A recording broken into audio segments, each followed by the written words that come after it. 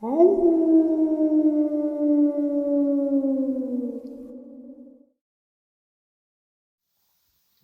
and salutations, everyone. I hope everyone is still doing well, and welcome to, depending on wherever you may live or however you choose to read your clock this early morning, middle of the night bonus upload. Before we jump into it, a couple quick links. As many of you know, I rely on Patreon, PayPal, channel membership, and the merch to help the channel to continue to grow and go. Links to Patreon, PayPal, and channel membership is in the description below. Merch displayed directly under the video. Also, Dogman Frightening Encounters, Volume 1 through 3, the audiobook versions. They were written and researched by Tom Lyons, narrated and produced by me, Jeff Nadolny. Those audiobooks are available on Audible, Amazon, and iTunes, links to which are also in the description as well. And finally, last but definitely not least, if you'd really like to help support the channel to continue to grow and go, simply subscribe. It does not cost a cent. Click the like button. It takes half a second. If you don't want to miss out on any of the informative uploads I put out daily, click the bell icon. And folks, please leave a comment. Why? Well, because all of these things really do help the channel to continue to grow and go. They definitely do matter, and they are appreciated. And with that, I have taken far too much of your time. Let's jump in to this early morning or middle of the night bonus upload, shall we? So I was putzing around in my upstairs studio or office, and I'm kind of trying to reorganize stuff and find some experiences that I misplaced. And I picked up a gift from a subscriber that I had gotten 3 years ago on my birthday. And, well, it made me think of this person and really kind of miss him because he and I became pretty decent friends. And ironically enough, we had the same name. Well, same first name.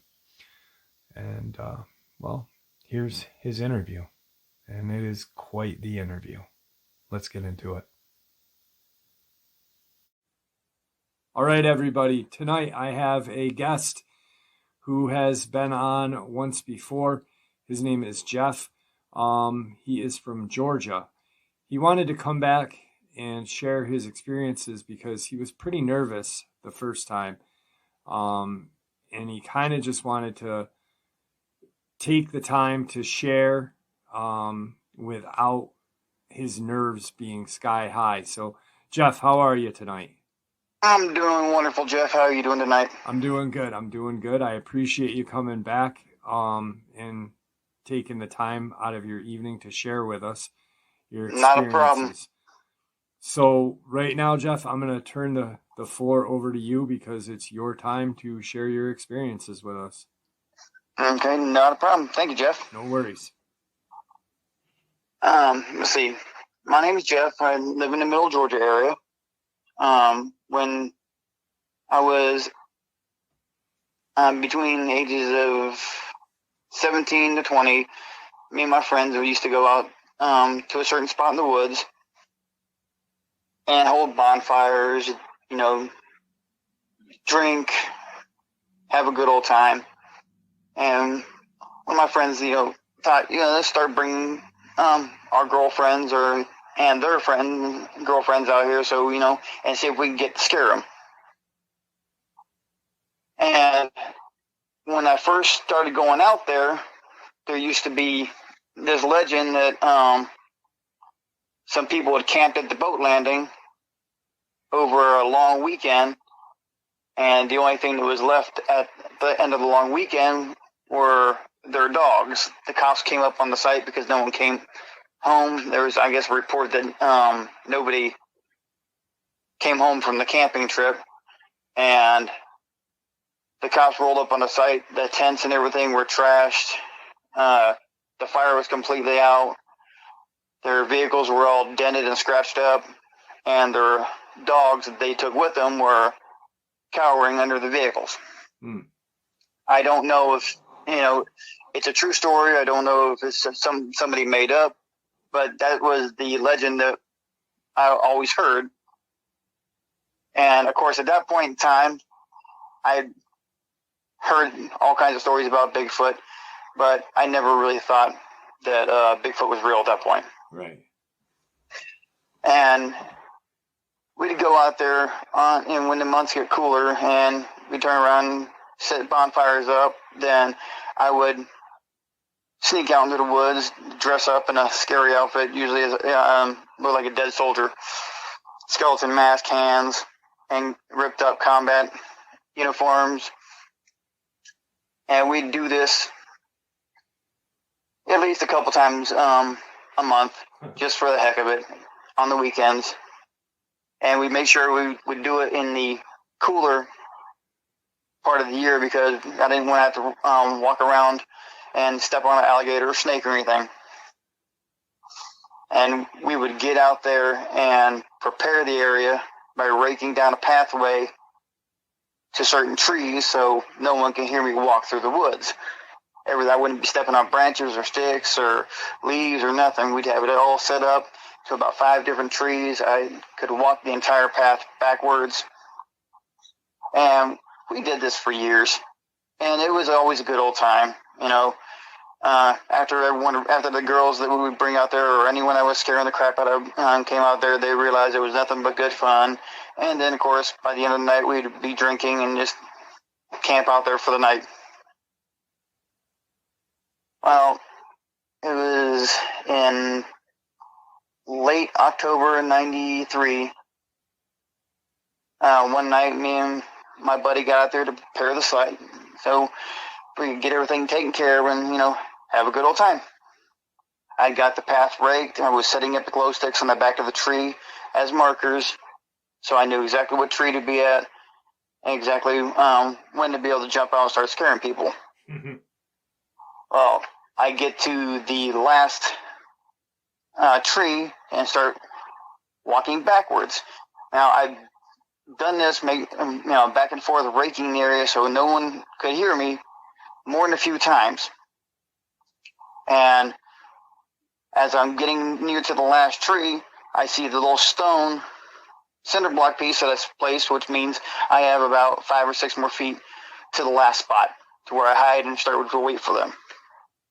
Well, I pass a stone, and all of a sudden, I take about 1.5 feet past the stone, walking backwards, and I run into a tree. Or at least I think I run into a tree. So I stop and think about it a second. I'm like, okay, well, I may need to move the stone. Maybe my buddy hit it when he was helping clear the path. I'm not 100% sure. I didn't even worry about looking behind me because I've done it before. So I go back to the tree that I'm looking at with the glow stick on the back of it, and I start counting the steps back again, and again I bump into a tree. And I'm kind of curious because I know that I've at least got about anywhere from 3.5 to 4.5 more steps to go before I get to my hiding spot. And about that time is when I realized that there can't be a tree there. There's a possibility that I may have backed in a black bear, or I don't know what 100% sure I backed into. So I kind of look up and get a good shot when we're looking behind me, and I've got this thing staring straight down at me.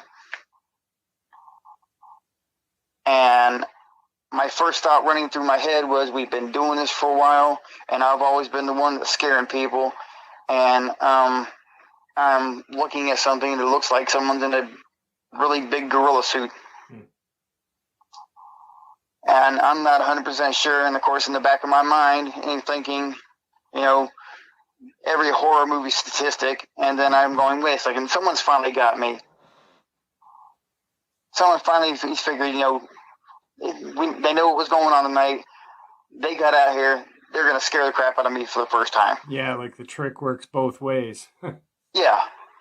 So, you know, I'm calming myself down. I look back straight up at the thing, and I'm still not facing it. And this thing's looking down at me, and I go to pull off my mask. You're still in the skeleton-like mask, yeah. And this thing, literally, every time I think about it, it gives me shivers. This thing looks at me like when I start pulling the mask off, like, ugh, what are you doing? It even makes the face like, ugh. And the moment it made the face, I realized that this wasn't a person in a mask. There's no way in God's little green earth that this is a person in a mask. And I pulled the mask the rest of the way off, and I've got it in one hand, and I'm staring at him, basically upside down. And that's about the time I'm hearing him breathing now, and I'm just kind of panicked and just stuck in fear there for a moment. And then I lower my head where I can see straight, and of course, again, every horror statistic or movie cliche is running through my head. And I just kind of lower my hand with the mask in. I take off my gloves. And, it didn't make any aggressive moves to me. So I wait about a minute, maybe a minute, 30 seconds, and I start slowly just walking away, hoping that this thing does not reach up and grab me. Right. Because this is the last thing. And I know it could, if I ran, it could chase me down because there was no way I was going to get away from it by running. But I got about 10 feet away from it, and I heard a twig break. And about the time I heard that twig break, I bolted in a sprint, running as fast as I could. I told my buddy to haul ass because there was something behind me. And he looks up. He sees what I was just looking at. He runs and gets in his truck. I run to the truck. I'm trying to get in. He has to unlock the door. He forgot to unlock it. I'm freaking out a little bit. We've got to go down and turn around at the boat ramp, so we've got to come back past the area where this thing is sitting. It didn't chase me. We didn't see it on the way out. My heart was racing 90 to nothing. And that's all we could talk about on the way home. He's like, well, what the hell was that? I'm like, I'm not sure what the hell that was. I just described what I thought it looked like and realized that as I'm talking about it, I had dropped my mask and my gloves in the woods. And, of course, he's like, you want to go back from him? I'm like, no, I don't want to go back from him. He can keep it. I'm done. No, go home. Yeah, absolutely.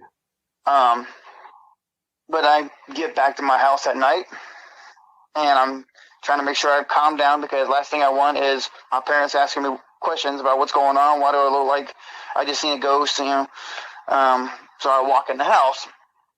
And then I walk in the house. My dad's watching TV in the living room, and he gets this funny look on his face, and he looks at me, and without much of a facial expression, he goes, "You've seen one." I'm like, "Seen one what?" He goes, "You know what I mean." He goes, "You smell like one of those things." He goes, "You've seen one." And I'm like,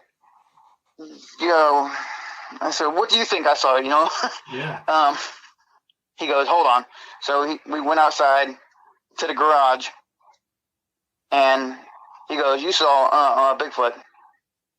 I'm like, "Yeah, I'm guessing that's what I saw." I'm still, I'm a little bit in shock at that point. Right, yeah. He goes, "I don't care. Strip your ass down all the way. You smell horrible, and burn those clothes. Go take a shower, burn those clothes, including the shoes." I'm like, "Well, why?" He goes, "Just do as I told." So I stripped down, put everything into a metal trash can, and I went to take a shower, and my dad burned everything. Very smart man. Yeah.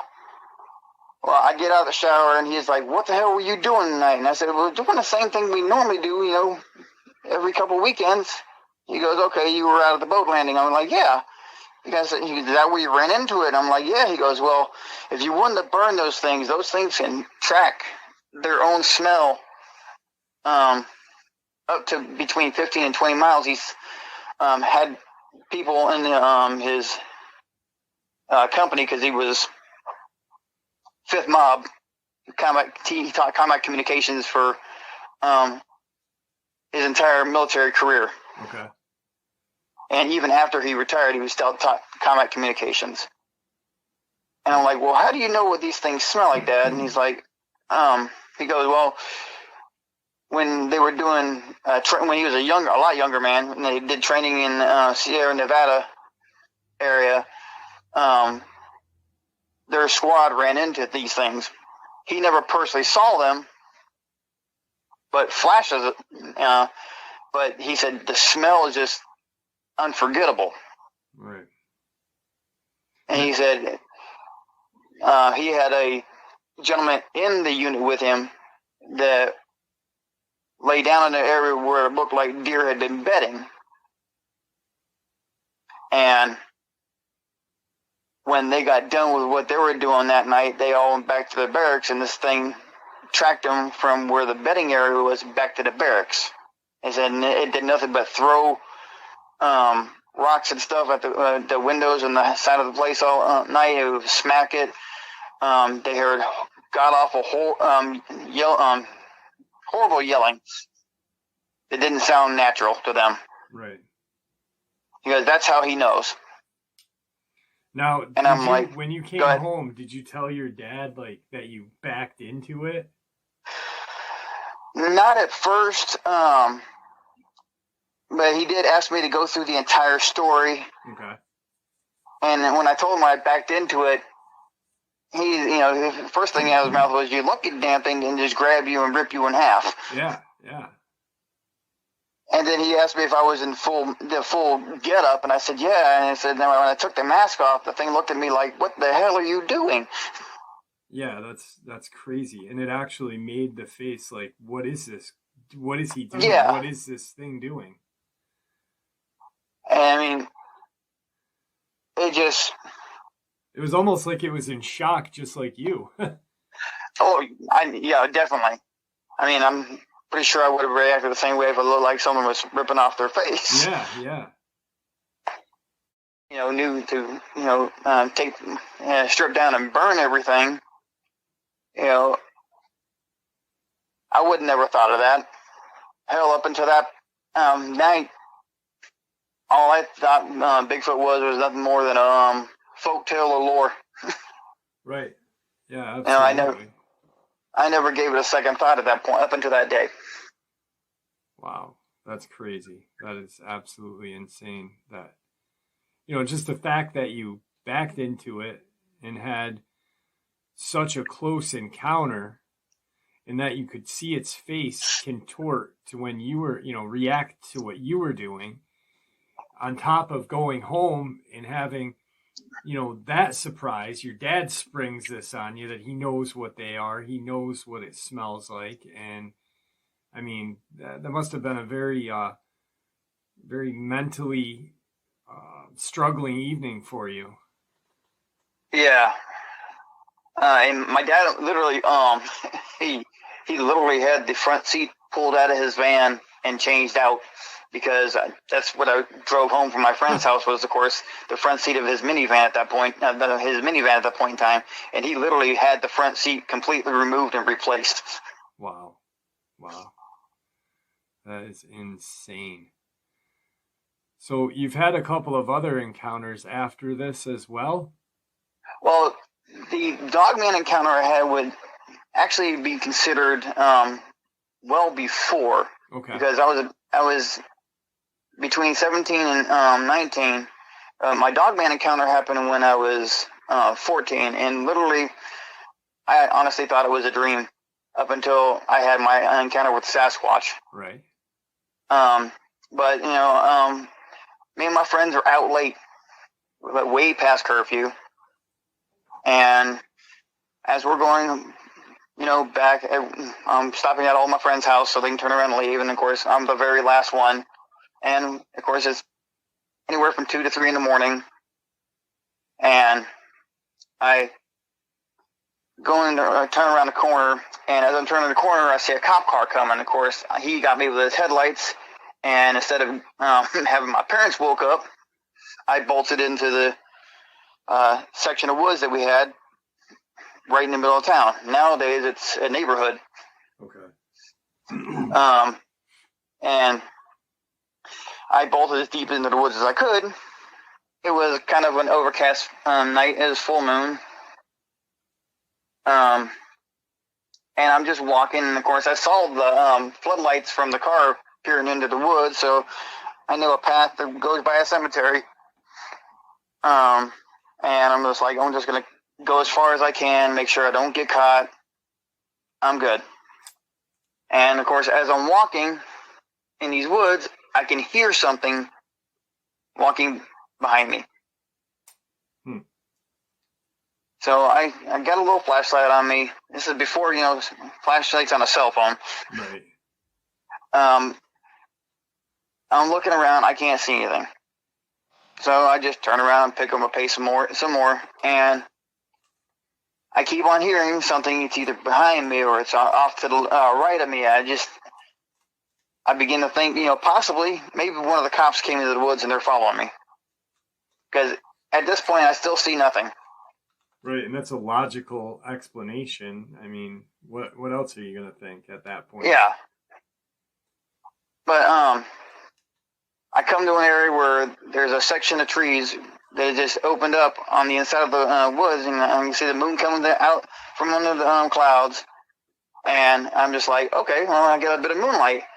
And I hear something behind me still. And I manage to look behind me and take a look, and I get this silhouette what looks like it's just a really big dog. And at that point in time, my neighborhood, we had 3 stray German Shepherds that people just abandoned. Very sweet dogs, but you couldn't, they're always out there one way or the other. Right. So I figured, okay, that's got to be one of those German Shepherds. And I'm walking down. I see the second entrance to be able to get out of the woods, and I start to walk to try to get out the woods, and I still see the silhouette of this dog behind me. And then I see another cop car at that section of the woods, and they're scanning the tree lines with their floodlights. So I move a little deeper into the woods as fast as I can so I don't get seen, to go out at the third entrance and just haul butt as fast as I can. As I'm moving, I realize that this dog that's following me, I'm catching glimpses of eye shine. I'm catching glimpses of the moonlight glistening off his teeth. And it's going from about a 3.5 to 4 foot height on all fours to slowly getting taller than me. Now, when you said you were seeing eye shine, what was it? Like a yellow eye shine or a red eye shine, or? I saw one of my dogs has a blue eye, and its eye shine was exactly like him. I saw one yellow eye and one red eye. Okay. But I think at this point in time myself, I've got to be imagining this. Yeah. So I'm picking up the pace. I got as fast as I could. It stayed literally about 4 to 5 feet behind me the entire time. And I come out to the last entrance, where it's about a 5-minute walk to my house from that point. And I look back, and all I can see is the silhouette at that point in time, and I come out of the tree line. About the time I come out of the tree line, I realize there's no cars, so I start hauling butt as fast as I can. I look back at the tree line one last time, and this thing had to be at least 7.5, 8 foot. It was standing up on its hind legs. It had haunches like a dog, but it was all white. And I didn't really get a sense of fear from him the entire time. Right. But when I got a full glimpse of him, it kind of freaked me out. So I tried getting past this barbed wire fence and ended up ripping the crap out of a shirt and a pair of pants I had, and of course they were brand new school clothes. And I get to where I'm just running. I get all the way back to my house quickly. I didn't get caught by the cops. I realized that if I get found out that I did rip some brand new clothes, my parents are going to kill me. Right. So I stuffed my clothes into the back of my closet as far as I could. Didn't give them a second thought. And then apparently I repressed or just didn't think about the encounter ever again until after I had the encounter with the Sasquatch. After I had the encounter with the Sasquatch, it was like I was thinking what else could be out there, and then whatever I was thinking else at that point, it was just like boom, a memory was triggered, and it started kind of weirding me out, freaking me out that did this really happen? I'm not 100% sure if it really happened, but why would I remember this? Yeah. I mean, at that point, you don't believe in these things. You don't, you're thinking, hey, it's a myth, a lore. You don't, not at that point of time back in the early 90s, no one was talking about Dogman. It was, the only thing in the woods was like Bigfoots or whatever, so yeah. And crazy. Of course, it's weird because after the encounter with the Bigfoot, my mom goes and my mom's just running around doing an entire spring cleaning thing. And she's going from room to room, getting old clothes that don't fit anymore, getting trash or anything that doesn't belong in there. And she's rooting around in at the very back of my closet. And this has been at least 5-6 years since I had the Dogman encounter. And I guess to a point I still wasn't 100% sure if I believed it until she pulled out the shirt and pants that was stuck way in the back of the closet. Because it literally ripped from the mid-thigh of the pant leg all the way up to the pocket. Wow. And she's like, why do you still have these? And I'm like, still have what? And she shows me the pants, and I'm like, where'd you find those? She goes, in the back of your closet with all the rest of the trash. I'm getting all this stuff out of here, like I told you to a month ago. I'm like, okay. And of course, then I start thinking to myself, holy crap, this really happened. Yeah, it makes it all real to you at that point. Now, from where that incident occurred, proximity-wise, from your Sasquatch encounter, from this encounter, what are we talking in? Are we talking miles? Yeah, the Sasquatch encounter would have been about, between the traffic flow, would have been about 15 to 25 minutes away from my house. Okay. Where the Dogman encounter was literally, from where I first saw him, would have been a 5-minute walk to my house, because it was nothing but woods and an old cemetery. And now that entire section of woods is on the outside of it is there's a couple convenience stores and I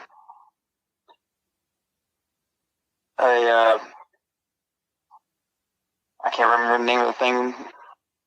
Kind of like an animal shelter, and then the rest of it has been turned into houses. It's weird to be able to go out that area and find out that there's houses there now. Mm. Yeah, the growth of it happens to me all the time, just going in my area. Yeah. So, I mean, that's pretty insane that it just right after you have your Sasquatch encounter, you then put things together that, holy cow, there's something else out there besides what I saw this night. My dad made me burn my clothes. Yeah. That's definitely... And, good. No, I was just going to say that definitely wakes you up and kind of makes you question everything at that point. Oh yeah, and it's weird that I would repress something like the Dogman thing because I I don't know, it was an entirely different vibe compared to seeing that than compared to seeing the Sasquatch. But I didn't back into the Dogman. Yeah, good thing. All it did was follow me. That's terrifying. That's terrifying. Now, I know you've got, this is not the same area that you were talking to me prior to, that you'd just seen something just recently. No, I do part-time work in food service. Okay. I deliver food. Back in 2020, in October, I saw on the way back from a delivery, I'm pulling up to a road and I'm on the outskirts of town. And as I'm pulling up, I'm at the stop sign, I look and there's a field. Right next to the field, there's a little grove of trees. And on the outskirts of this town where I'm at, there's a neighborhood with about 30 to 40 houses that I'm just coming out of. I'm sitting at a stop sign. I look up and I see poking out of the tall grass what looks like a really big German Shepherd head. And I'm looking eye to eye with it, eye level, and I'm sitting in a truck. And we're just kind of staring each other down. And I'm really not 100% sure what I'm looking at to a point. Is I'm like, okay, well, this has got to be a dog. It's got to be standing on something. And then I'm realizing that it's can't be standing on something because it's too, and unless there's a hill or a little mound or something there, he's looking me dead in my eyes at eye level. Wow. And if it wasn't really for the fact that I started getting creeped out, I know a car was coming. I just kind of slowly pulled out and then hauled ass as fast as I could. Right. Yeah. The next day, I came back to the area during the day about noon just to see if I could see exactly maybe how tall, if I could get a jutting of how big this thing was. And it literally, when you go off the roadside, it literally drops down anywhere from half a foot to a foot and a half down. Okay. So even if it was on all fours, it's still huge. Or if it's standing in a lower section, it's obviously huge because it's seeing you eye to eye while you're in a truck. Yeah. Huh. And yeah, I'm like, holy crap, this thing was big. And of course, I didn't see it again until last month. Okay. And I'm coming back from my delivery, heading back to my store, and I see the damn thing again, except I can literally see half of its body because the tall grass had been cut recently all the way down, but it was still sitting in the little grove of trees. And I don't know if it was the same one. It looked like it could have been the same one. Right. I don't know 100% sure. Was it I wasn't going to get out and ask him. Yeah. Could you see it standing on 2 or was it standing on 4? Could you make that out? Yeah, it looked like it was standing on 2 because it was still seeing me eye to eye. And it was looking like directly at you like before. Yeah. Wow. Okay. Huh. And at that point in time, I hit my high beams and then hauled butt as fast as I could. Yeah, absolutely. Why wouldn't you? And I mean, it's just things like that make me nervous because the neighborhood is got a lot of children in it, yeah. A lot of pets, and it's weird that I know that they're closer to the edge of town, and there are a lot of woods out, and of course you got the Oglesby River and everything in the area, and it's I wouldn't think they would be that close to a neighborhood that size. Right.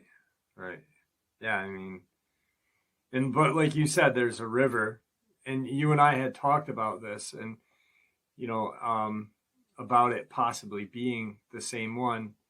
And Yeah. I they are nomadic, but it's in a field. There's obviously some sort of shelter for it to be around. There's water. There's wildlife for it to hunt. So maybe, just maybe, it is the same one and it's comfortable where it's at, which is scary. Like you said, there's kids, pets, families, and knowing what knowing what you've seen, it definitely must be kind of struggling in your head, like, what the heck, should I tell somebody? And I'd feel the same way. It's Yeah. Now, you said this is on the outskirts of your town, so is this going close to where you had your Sasquatch encounter, or no? Yes, this would actually be, from that point, it would probably be maybe about a 10-minute drive to where I had the Sasquatch encounter. Okay.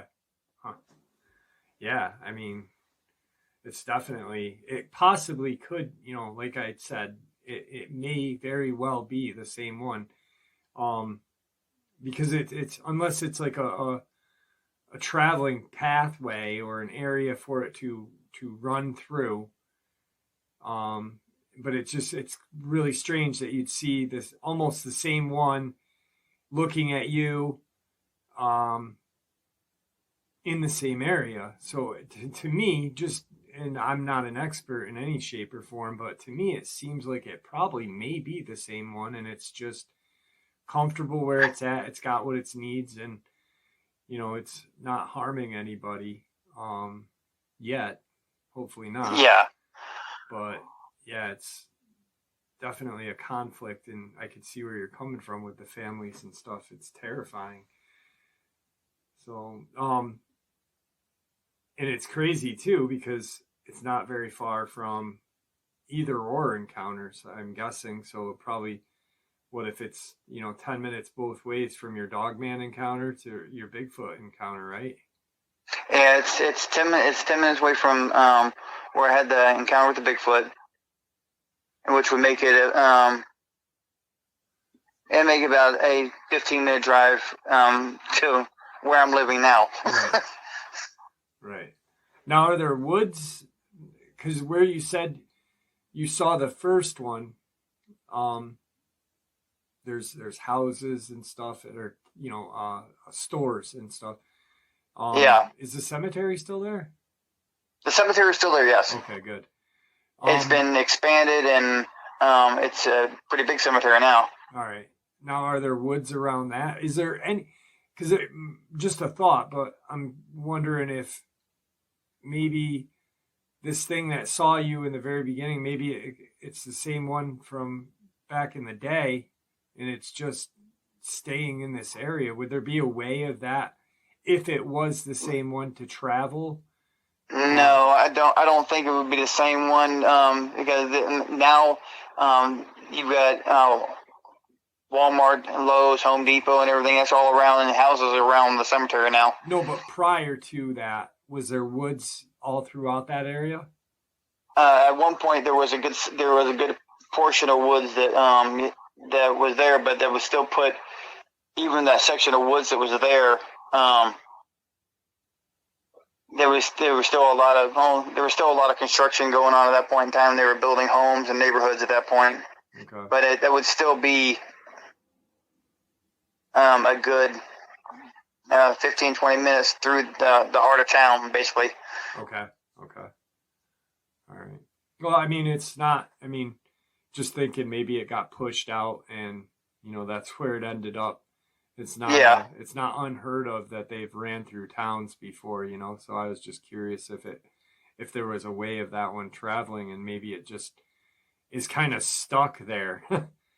But yeah, that's crazy. The whole thing that you had that encounter in the very beginning, and you thought it was a dream, repressed memory, and then the Sasquatch one wakes you up, and then you realize, holy crap, I've got these clothes. That really did happen. Yeah. Did you ever share with your dad about that? Yes, he knew about the Dogman encounter and the original Dogman encounter. What was his take on that? He asked me, are you sure it was, it looked like a werewolf? I'm like, well, yeah, it had the snout, Dad, and then he was literally, I'm not sure if he was, because he looked like he was thinking about it when I talked to him about the Dogman encounter, right? But he was kind of gave that, something, skeptical a little bit. Yeah. After I first told him about it, and then about a week later, after telling him about it, he was talking to a student of his, and the student said that they'd seen these things on the outside of the fencing near the base, okay. On the back part of the base, near the back part of the base where the guy would go running, and he'd seen these things early in the morning on the opposite side of the fence. And he described it to my dad, and of course, the minute he described it to my dad's like, "This is exactly what my son said he saw." Right. Yeah. So, I mean, that probably blew him away, too, knowing, wow, there are these things out there as well. Huh. Now, the base that you mentioned, is that close to you then or now? Yes and yes. It's literally about 5-10 minutes down the road. Okay. That's insane. Well, we know for a fact that all states have these creatures. And the state of Georgia, as well as, a lot of the southern states have woods, warmer weather, all throughout the year. So it's an excellent place for these things to be year round, it seems. Definitely crazy. The fact that you ran into a Sasquatch is mind-blowing to me. And, I mean, just to have that memory of seeing that thing's face kind of contort is priceless, actually. Yeah. I mean, I look back now and laugh because, I see it didn't want to have anything really to do with me other than try to figure out what was going on. Yeah, like, what the hell is this thing doing? Why is it taking its face off? And other than you, I've only shared this really with close friends and family because I've seen how, people react to it. And even the people that believe me, when I've told them, I find it hard to believe because it literally sounds like something you would make up. Yeah. It doesn't sound like something that could really happen until it does. Right. You don't think about these things happening until it does, exactly. And then sometimes it's too late. So. Yeah. But then it completely turns your world upside down after it happens. Yeah. You either become fascinated with them or just completely dismiss it and shut down. It's a hard thing to really deal with, especially, I mean, I had my encounter, but I could never imagine what mentally you have gone through, finding out that you had a suppressed memory of one of these things when you were younger, only to have it come out when you ran into the Sasquatch, and then years later seeing something very similar to your first encounter twice in the same spot. I mean, it's very hard to bottle all that up in your head, I can imagine. Oh yeah. That's crazy. I'm glad you shared it with us. I really am. I appreciate it. Well, I appreciate your channel, Jim, and I appreciate you because I've listened over the last 4 years. My family's gone through a lot of rough ups and downs, and of course I found your channel at that point, and I've been a faithful follower and listener for the last 4 years. Yeah. And I think before I shared the encounter with you the first time, my wife was like, "Are you going to ever share the encounter with anyone else?" And I'm like, "Well, there's only two people I would share the encounter with, and that would be you or Dark Waters." Right. Because I've heard other people share the encounters and why they might be entertaining. I've seen them and change things in the stories for their own benefit to try to build up their channels. Right. And where you and DW turn around and go straight with, you let the people tell their side of the story and everything, and you don't judge, you support everyone, and that's why I came to you first with it. Yeah, I appreciate that. And like I said in the beginning, it's your platform right now to share your encounter. I might stop and ask a question just for my information, or to, if I think it may be pertinent for someone else to understand it. But I don't think coaching is a necessity when someone's sharing their encounter. I wasn't there, so I shouldn't have any say in how you share your encounter. And that's, you guys are what makes this channel. I just have a platform for you guys to share it with. And it's almost like a therapy session, for everybody, to listen to it. You sharing your encounter might help someone come on and share their encounter, or just deal with it better than, what before, at least they know, hey, this guy saw something. Wow. I don't want to share my encounter, but I know I'm not alone. So I think that's great. Well, we're coming up on time. Is there anything that you'd like to say before we end the interview? Just the fact that I appreciate what you do for everything, and I love the channel to begin with. I appreciate that. I really do. I have been out to the spot where I've seen the Sasquatch. It's been about 10 years since I've been most recently. Okay. But I last time I went out there was back in, I think it was July or August. Just to go out to the boat landing and see if I could see anything, because I'd seen the Sasquatch from afar a couple times after my initial encounter. Never anything aggressive, just I've seen him from afar.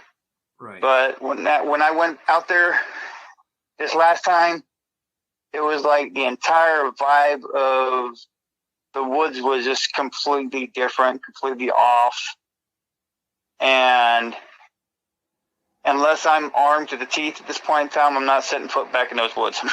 No, I can't blame you. And you did the smart thing, is you left. Your gut instinct said, hey, there's something not right here.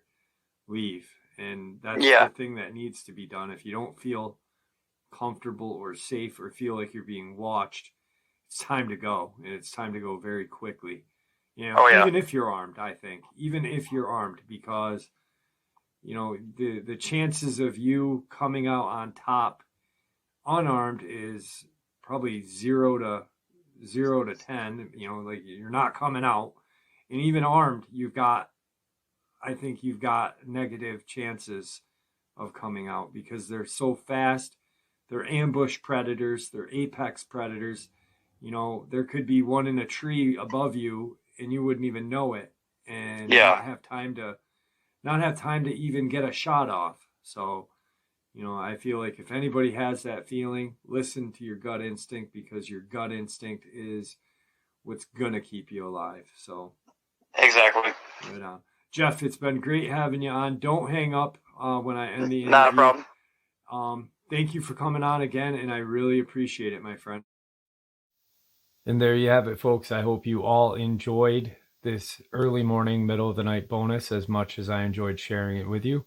Thank you for supporting the channel. It is your support that helps the channel to continue to grow and go, and what gives us all a place and a chance to share our experiences and theories judgment-free. Everyone is simply treated with the respect that we deserve. Stay safe, happy, healthy, and ever vigilant, keeping an eye on our children, pets, family, and friends. These creatures are real. They are out there and dangerous. Share this information with those you love and care about, and it may just help save their lives someday. Until then, never stop asking questions, never stop searching for the truth, and God bless.